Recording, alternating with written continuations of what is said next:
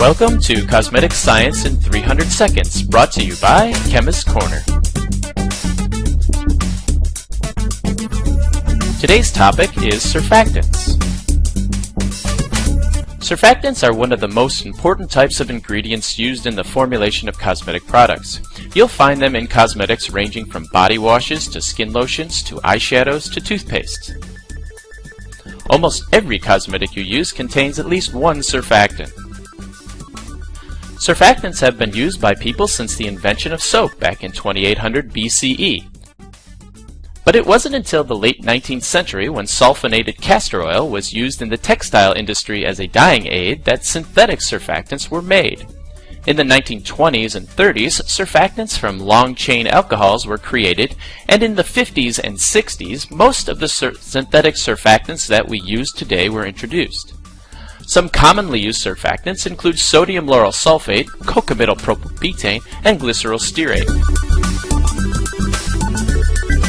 The term surfactant stands for surface active agent. This refers to the fact that in solution, surfactant molecules migrate to the surface and align themselves in a manner which reduces surface tension. The reason surfactants behave in this manner is because of the way their molecule is structured. A portion of the molecule is hydrophilic, or water-loving, while another portion is hydrophobic, or water-hating. You might also hear them referred to as lipophilic, oil-loving, or lipophobic, oil-hating. When a surfactant is mixed with water, the hydrophobic parts of the molecule align themselves as far away from the water as they can. Simultaneously, the hydrophilic portions of the molecule continues to be attracted to the water. This leads to a variety of different molecular arrangements such as monomers, spherical micelles, tubules, rods, lamellar sheets, and bilayers. The exact structure depends on the type and concentration of surfactant in the solution. Normally, when oil and water are put together, they do not mix nicely, but rather stay separated. You can see this in salad dressings. This is because polar materials like water are more compatible with other polar materials, while non-polar materials such as oil are more compatible with non-polar materials. This leads to the general adage in chemistry, like dissolves like.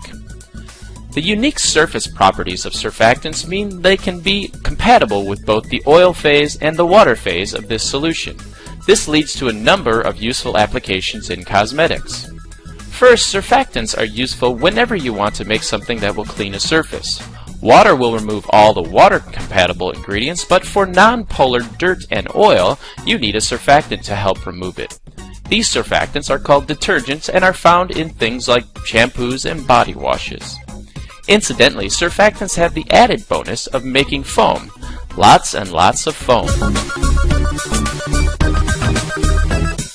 Since the materials that are useful for cosmetics can both be polar and non-polar materials, surfactants can be employed to create a mixture that has both.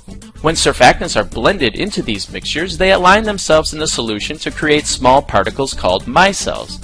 Upon mixing, the particles are dispersed throughout the solution, creating an emulsion. Emulsions are the basis for nearly all creams and lotions. Some surfactants can attach to the surface of skin and hair to improve the look and feel, so they are frequently added to moisturizing and conditioning cosmetics. Hair conditioners and skin moisturizers usually contain one or more surfactants. Typically, people who use cosmetics want them to be thick or opaque and easy to spread. For cosmetic formulators to create these effects, surfactants such as fatty alcohols can be used. Finally, some surfactants have one more characteristic that makes them useful in cosmetic products. They can disrupt the structure of cell walls, which means they are able to destroy any disease-causing microbes that might grow in the cosmetics.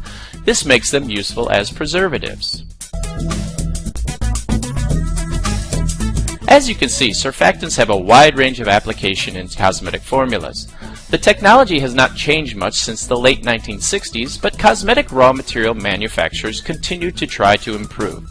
In the future, surfactants is promised to be less irritating, more efficient, and produced from more sustainable starting materials. This brings us to the end of Cosmetic Science in 300 Seconds. If you want to learn more about cosmetic science and formulating, please visit our website, chemistcorner.com. I'm Perry Romanowski, and thanks for watching.